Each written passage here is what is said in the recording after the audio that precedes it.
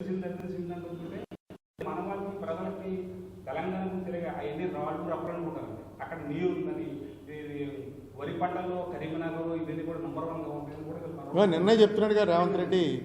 ఇండియాలో నెంబర్ 1 వచ్చింది వరిలో, తెలంగాణ నెంబర్ 1 వచ్చింది. రాత్రి న్యూస్లో విన్నాను ఆయన స్పీచ్. నెంబర్ 1 ఈవేళ ఇండియాలో నెంబర్ 1 తెలంగాణ.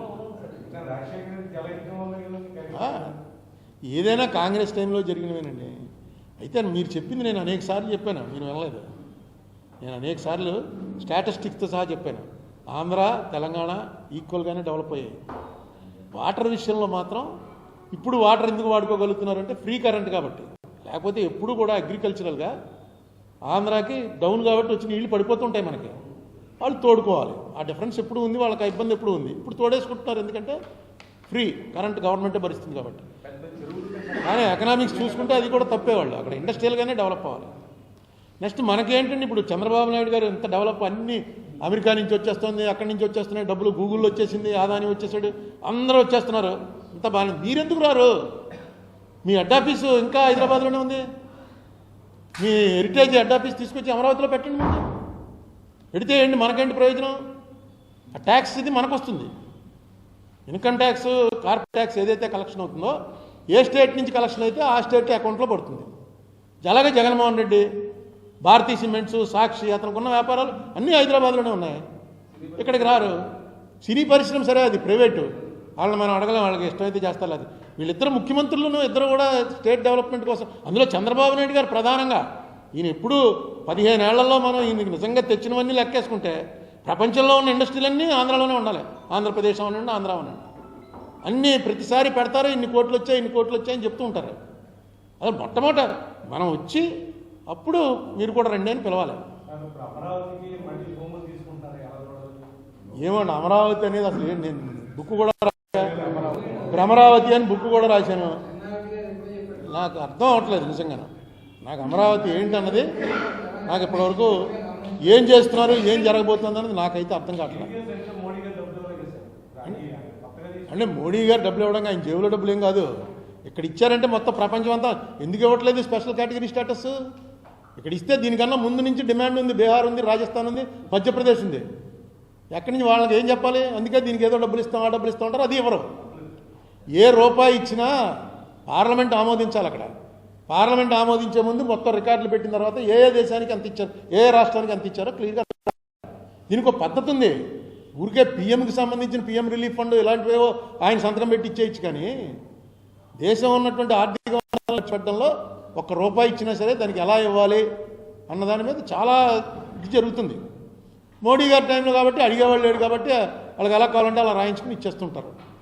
అది కూడా ఆంధ్రాకి నేను అనుకోవటం చంద్రబాబు నాయుడు మీద మోడీ గారిది, చంద్రబాబు నాయుడు గారిది కేవలం రాజకీయ స్నేహమే తప్ప వాళ్ళ మనస్సులు ఎప్పుడూ కలవవు. ఎందుకంటే వీళ్ళిద్దరూ ఒకళ్ళనొకళ్ళు చాలా తీవ్రంగా అవమానించుకున్నారు.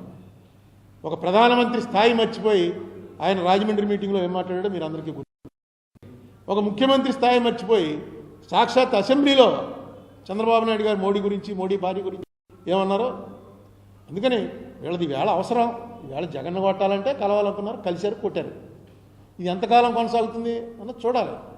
అంతే తప్ప మోడీ గారు ఏదో ప్రత్యేక సాయం చంద్రబాబు మీద ప్రేమ కొద్దీ చేయరు. నెక్స్ట్ మొన్న బీహార్ ఎలక్షన్ గెలిచిన తర్వాత వాళ్ళకి కాన్ఫిడెన్స్ వచ్చేస్తుంది చంద్రబాబు నాయుడు గారు విత్డ్రా అవ్వడానికి. లేకపోతే కొంచెం వాజ్పేయి టైంలో కొంత ఉండేది ఏంటంటే చంద్రబాబు తప్పుకుంటే ఏమవుతుంది గవర్నమెంట్ అని. ఇప్పుడు ఆ లెక్క కూడా లేదు. చంద్రబాబు తప్పుకుంటే గవర్నమెంట్ ఏమవుతుంది పరిస్థితి.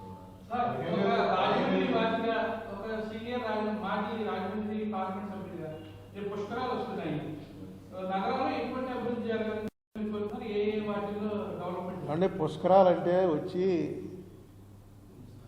పిత్రోదకాలు, మాత్రోదకాలు వదులుకుని మామూలుగా ప్రతి సంవత్సరం మేము బ్రాహ్మణం ప్రతి సంవత్సరం ఏదో చేస్తాం. కొన్ని క్యాస్టులు ప్రతి సంవత్సరం చేయరు.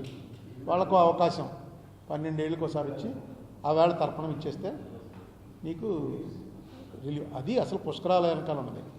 దాన్ని లాస్ట్ పుష్కరాల్లో కొత్తగా 30 మందికి 10 మందికి తర్పణాలు వదిలే పరిస్థితి తీసుకొచ్చారు.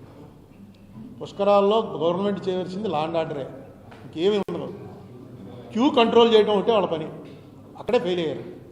దాని మీద కమిషన్ వేస్తే ఆ కమిషన్ రిపోర్ట్లో ఒకసారి చదవండి. మరి మీరు పాత్రికేయులు కూడా చదవడం మానేస్తారని. ఆ కమిషన్లో ఏమని రాశాడంటే ఆయన రిపోర్టు, ముహూర్తం అనేది మూఢనమ్మకం అని రాశాడు. ముహూర్తం మూఢనమ్మకం అని రాశాడు ఆయన. ఇంక ముహూర్తం మూఢనమ్మకం అయితే పుష్కరమ మూఢనమ్మకమే. మనం ఏదో ఒక సిస్టంలో వెళ్తున్నాం, పలానా ముహూర్తంలో మంచిదని. ముహూర్తం అనేది మూఢనమ్మకం అని రాస్తే ఇంకా దాని మీద అప్పుడు బీజేపీ వాళ్ళు వీళ్ళతో కలిసి ఉన్నారు కాబట్టి మాట్లాడలేదు. లేకపోతే ముహూర్తం మూఢనమ్మకం అంటామని పెద్ద అల్లరి చేద్దరు. మన సంస్కారం అంతా తీసి ఎక్కడో పారేస్తారు మీ కమిషన్ అని. ఇద్దరు కలిసి ఉన్నారు కాబట్టి మాట్లాడలేదు. ఒకసారి చూడండి, నెట్లో ఉంది, మీకు పంపమంటే పంపుతాను నేను ఆ కమిషన్ రిపోర్ట్ మొత్తం. సోమయాజుల కమిషన్ నేను అనుకోవడం సోమయాజులు గారు రాయలేదు అది, నేను అనుకోవడం. ఎందుకంటే అది వచ్చిన టైంకి ఆయన ఒంట్లో బాగలేదు. ఎవడో చేత వాళ్ళు రాయించేసుకున్నారు, సోమయాజులు గారు సంతకం పెట్టేసి ఉంటాడు, లేకపోతే సంతకం కూడా వాళ్ళు పెట్టేసి ఉంటారు. ఏం పెద్ద కష్టమేం కాదు.